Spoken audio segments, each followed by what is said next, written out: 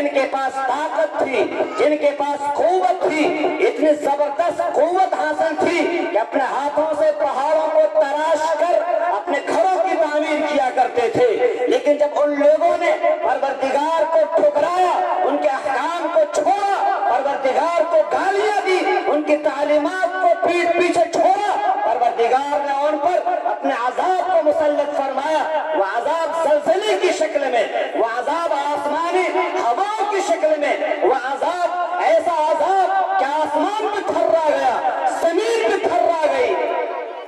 اور اس کے بعد پروردگار نے اس امت محمدیہ کو برپا فرمایا، جس کو کہ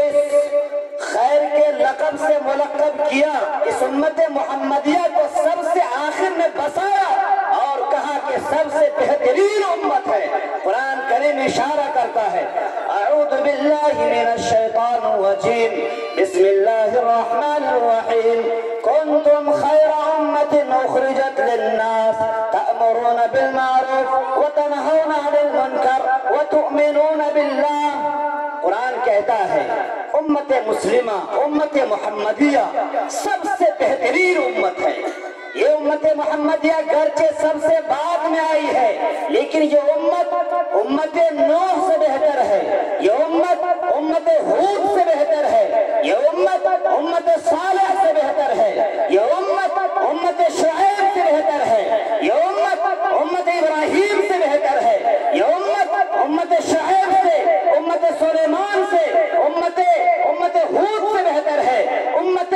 طاووس سے بہتر ہے، امت موسیٰ سے بہتر ہے، امت عیسیٰ سے بہتر ہے۔ گرچہ اس دنیا میں جتنے انبیاء کرام تشریف لائے، تمام انبیاء کرام کو جو امتیں دی گئی، قومیں دی گئی، ان تمام قوموں کے مقابلے میں سب سے بہترین امت اس امت محمدیہ کو قرار دیا گیا۔